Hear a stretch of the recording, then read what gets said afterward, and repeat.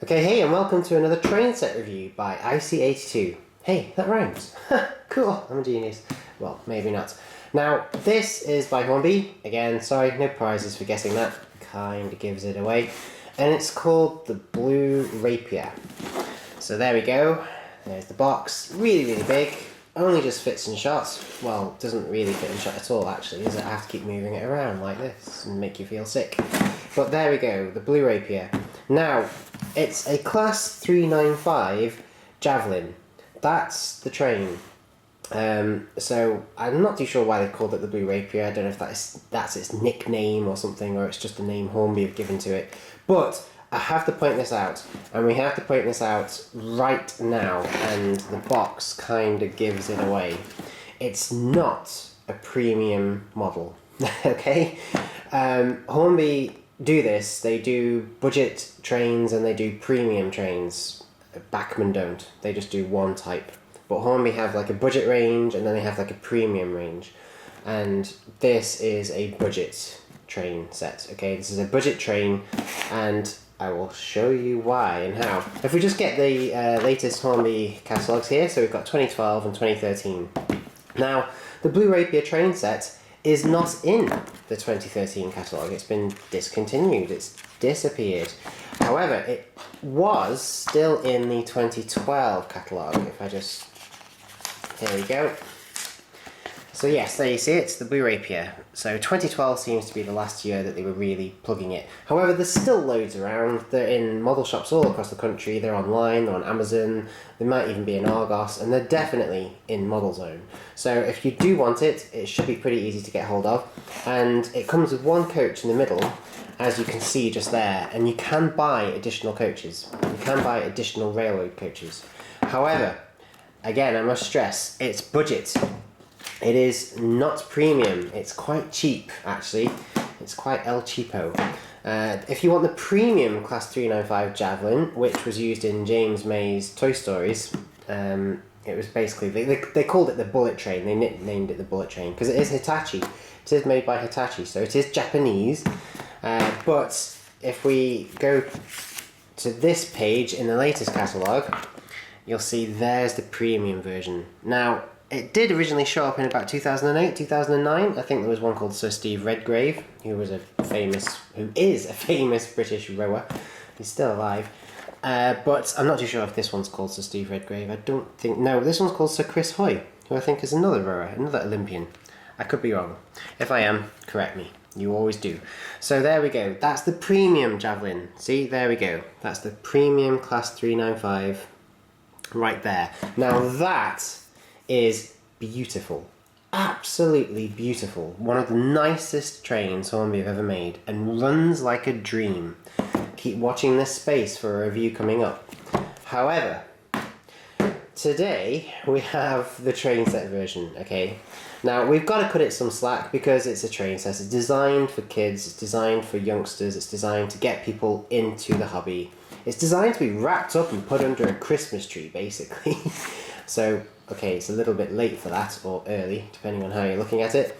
But it's not bad. It's not bad. These starter sets, these train sets aren't bad. And I'll tell you why. Because you do get a controller, you do get an adapter, you do get some track, and that gets you going. With just that, so let's pretend there's not even that in the box. With just that, you can go out and buy anything you want, come back and run it. And that's pretty good. So if you can get hold of this for a good price, do. It's not bad at all. However, we need to have a look at it, don't we?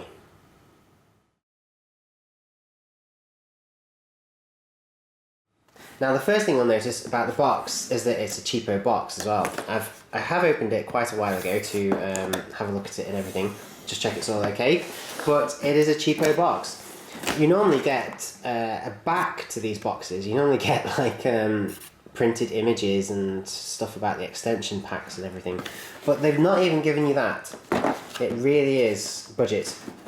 So let's take the lid off.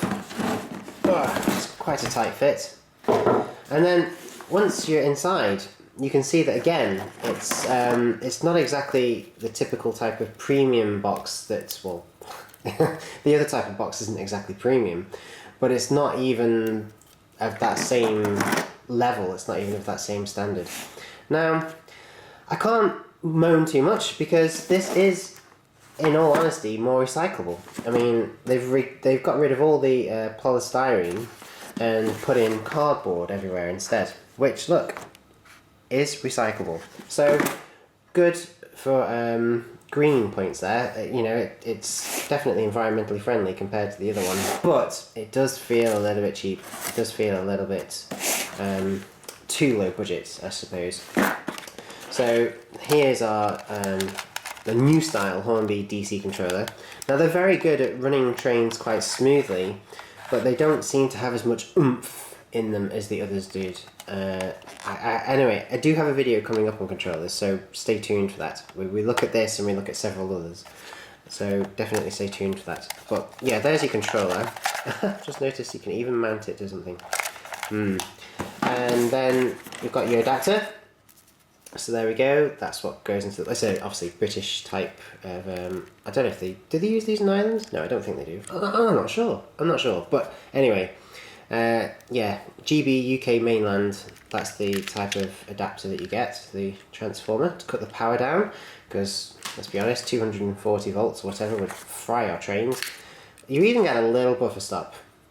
So, I mean, Hornby have been putting these little plastic buffer stops in their sets since the day I was born, and since before I was born, I think. But I can't imagine the Javelin, I can't imagine this ever needing to pull up at the buffers, really. Okay, now curves. You get third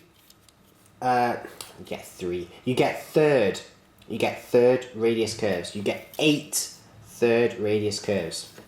There we go, let's just all fan them out like a massive sort of raptor claw. So there we go. Yeah, they're really nice. There's nothing wrong with them. Absolutely nothing wrong with them. It's quality track. It's really quite nice. It is very reliable, and third radius is quite friendly too. Second radius is a bit tight.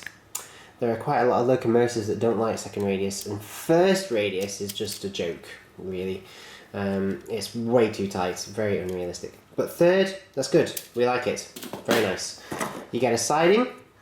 Well, you get a set of points and the ability to make a siding. Although, as I'll prove later, I really don't see the point in that, to be honest. The Javelin can't fit in the siding. I don't see the point in having that siding. It's not very good for this particular set. It's great if you've got other trains and you want to run them on this one, but I think they could have just...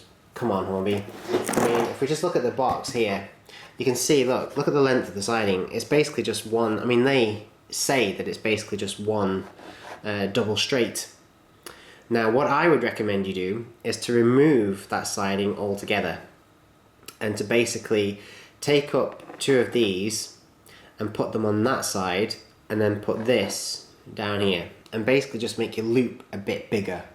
That's what I would recommend. I wouldn't recommend bothering with the siding at all.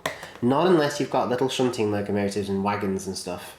But of course, if you have, then you've already got more track anyway, and you're probably not going to be worried about it. So, yeah, there's your track, there's your straight bits. Quite a few straight bits. And then there's your power track, which is, you know, DC or DCC friendly, which is quite nice. And so we come to the actual units themselves, wrapped up in tissue paper, as you can imagine. Now, when I mentioned earlier about how this set was budget, there's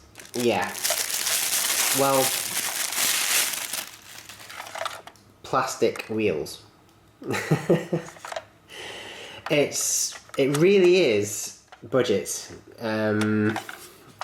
You've got metal wheels there at the front, obviously, because it does need to pick electricity up, and as we all know and learn in primary school, plastic does not conduct electricity. Well, not unless you pass 18 billion volts through it or something. So you've got metal wheels at the front to power the train. I think on this particular... Yes, this is the dummy unit. So on this particular unit, it basically just powers the lights, because it does have working lights, which is something. But on the other, yeah, this is much heavier. This has got the motor, so if you just open this one up, again you've got metal wheels there, so it can pick up electricity and pass it to the motor. You've also got metal wheels at the back as well, and a traction tyre. We don't really like those. But this is the unit, this is the bogie with the motor on. You can see its cogs there, look, just look at that. And you can feel the weight in it too. If you just try and balance it, it wants to do that. There's your pantograph, which is plastic. I'm afraid it's not metal. See, again, unlike the premium one I showed you earlier, this is really, really basic. You'll see the comparison when I do look at the premium Javelin in a month or two's time. But this really is quite budget. It's very, very basic. And then you have the coach. They give you one coach, just one, but others are available. You can add to it. And the coach, again, really, really cheap, really, really basic, and completely plastic wheels. Just look at that. Those black lines on those plastic wheels are from it running around the layout. It was run around the layout quite extensively ages and ages ago to yeah, it was used in part, yes, that's right, of course, it was used in how to make a model railway part 1. And so when I filmed that, I had this actually running for quite a bit, so that's why it's got dirty wheels. And unfortunately that's not going to be too easy to clean, but at the same time there's not much point in cleaning it, because they're just plastic wheels, they're not needed for anything. This unit conducts no electricity at all. And even the method of connecting one unit to the other is pretty basic. If I can just, there we go, that's it. It's not exactly a dead super realistic close coupling, is it? No. So it's very basic, very, very basic. There's minimal detail on this, absolutely minimal detail. What I'm going to do is put them to one side and then have a look at them properly.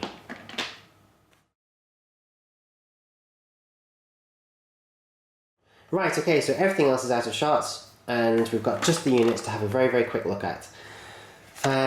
So this is the power units, and as I say, just look at it.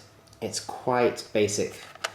It's quite basic indeed. I mean, those wipers are just part of the moulding. Don't get excited, they're not additional, they haven't been put on afterwards, they're just part of the moulding.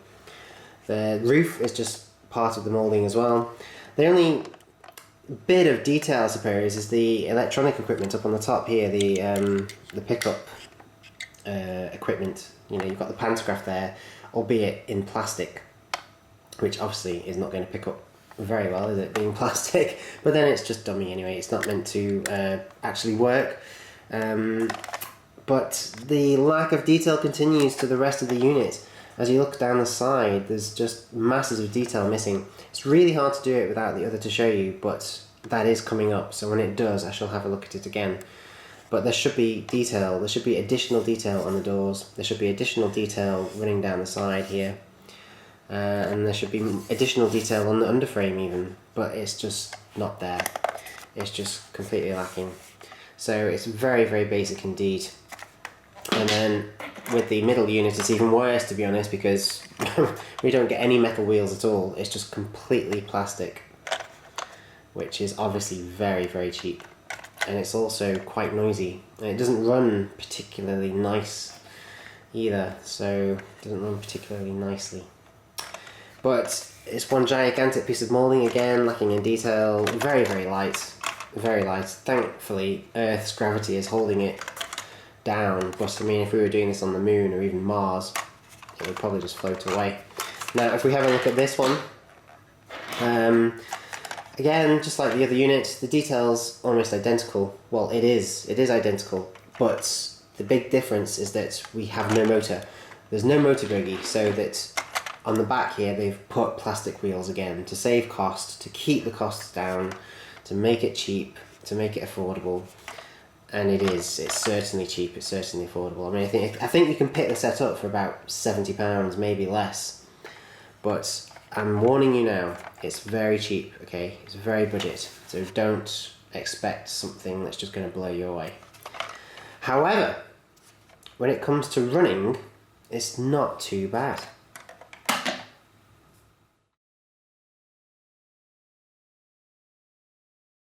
Okay, so here I am, over at the layout. Thank you for joining me. Still haven't printed that thing off, have I? I do have something to print off and put on there. I will do it, I promise. Okay, so here we are with the Javelin. The Blue Rapier, rather, the cheapo, the El Cheapo Hornby budget, super, very, very budget, 395, yeah, class 395. Okay, so let's put the metal wheels on. There we go, that's all the metal wheels on. And then let's just test that that unit alone works, shall we? Let's just test that that works. Oh, I just saw the lights flash then. Okay. Yeah, she's a little bit creaky, a little bit groany because she hasn't run in so long. But she runs fine, absolutely fine. So let's just get her out of the way for a second. Okay, and then let's put the back of the Blue Rapier on. Plastic wheels, metal wheels. Okay, and then push that out. See, even the shape's not quite right. I mean, this shouldn't be quite so, you know, short and square. It should be a little bit taller than that. But again, they have cut corners to keep the costs down, I suppose. Now, let's put on this middle coach. This is very, very budget, isn't it? I mean, completely plastic. I don't think any metal has been used at all. Although, hang on. No, I tell a lie. They've got screws in the bottom. They are at least metal. Right. Okay, so let's get this unit coupled up and then get the other unit coupled up. There we go. That was pretty easy. Okay, let's roll it back into shot. Okay, so there we go. That is the Blue Rapier. There you go. That's it. That's what you get in the box. I've put it on the layout today, the conservatory layout, because I want to run it at some high speed. I don't want to put it on that, you know, pathetic little loop that's just not very good for a train like this, is it? You want something bigger, definitely. Even though it's a budget 395, it's a budget Javelin, we want to see what it can do. We want to get it up to high speed. Look at that, look at that. It's supposed to be a high-speed train, so we're not going to put it on a little loop and just let it go crazy. We're going to put it on a bigger loop and see what she can do. So let's just put the little pantographs up. There we go. See how I'm adding to the realism here? Was that? Can I hear you laughing? I think I can hear you laughing. I think that's quite rude. There we go. So its pantographs are up. I'm going to have to make sure there's plenty of clearance actually, because we've got cables. Yeah, it should be fine. So, let's see how this cheapo Blue Rapier 395 Javelin runs.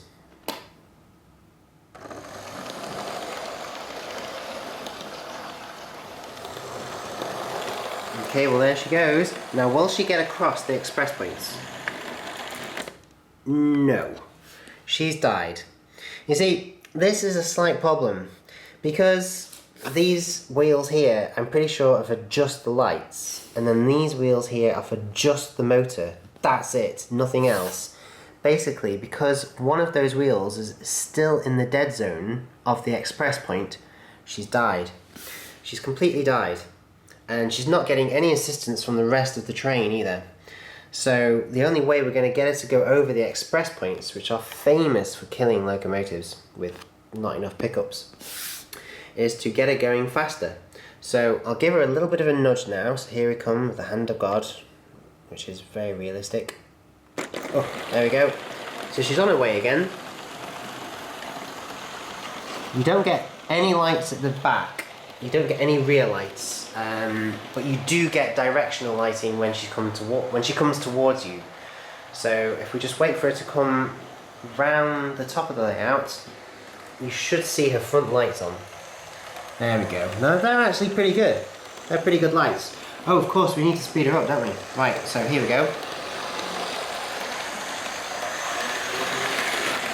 Whoa, gosh, almost.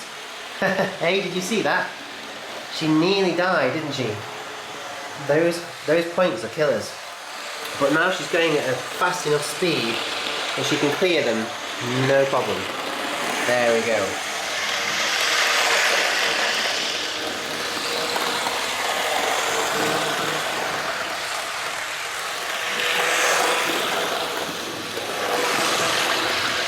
Okay, so there she goes. But every time she goes over this dead zone here, where we've got the express points, she slows down just a tiny fraction of a second. But watch. See? Like, she very, very temporarily loses power because she's only got one bogey to pick up electricity from. And she's already going pretty quick. It's quite hard for me to keep up with her.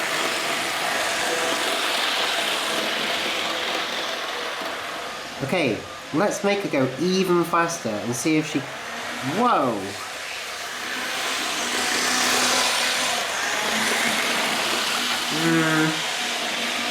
Still not perfect.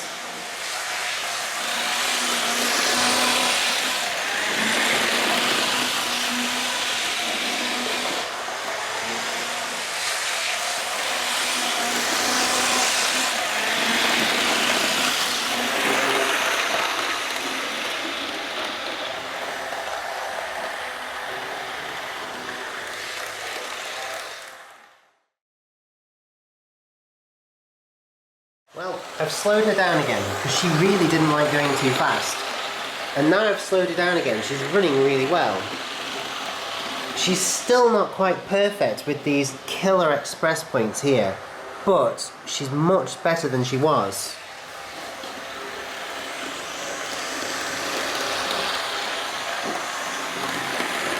See what I mean? It's just this tiny little brief second of interruption to the normal smooth running of her that just annoys me, because she's only got one bogey just there. But when you overlook that, it's not too bad. it's not too bad. As starter sets go, it's quite nice. It's pretty quick, it looks quite good, it's quite authentic.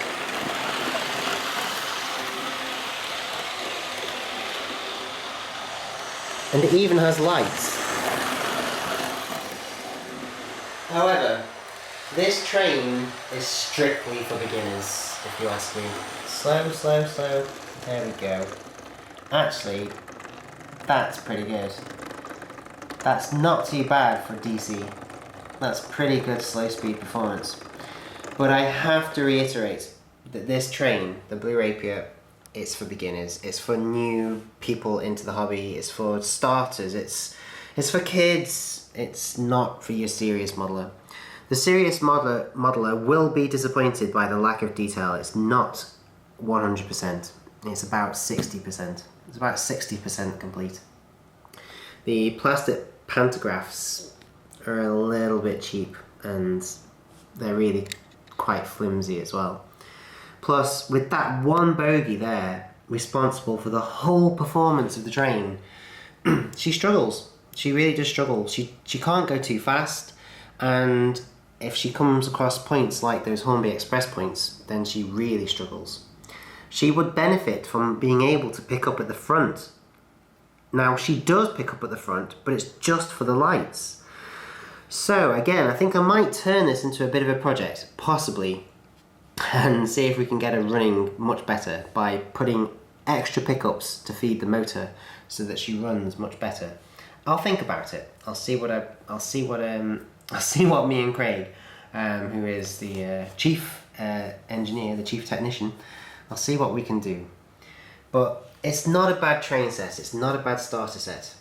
And I've kept all the packaging. I've kept the controller, the transformer, the paper inside, and all the track, because I'm going to be giving it away. I don't want to keep the Blue Rapier, and I don't want to keep the 395 Javelin either, the premium. And I'm not going to be interested in keeping the premium one. So the premium Javelin, when you see me do that, I will be selling it afterwards. But this Blue Rapier, because it's just a train set, just because it's a starter set and it's for kids really, it's nothing serious, it's just a bit of fun, I'm going to be giving it away. There's a competition coming up soon that I've been trying to get going for ages, but the IC82 website has been waiting for a postcode, you see, so people can send me stuff, a PO box. So once that's set up, I'll launch the competition, and this is one of the prizes in that competition. You will be able to win this train set if you want to. It's not the only prize, but it is a pretty good prize. You know, it does come with all the track, the controller. It will get you going, and as I say, it is fun. But that's all it is. The Blue Rapier is just fun. It's nothing serious.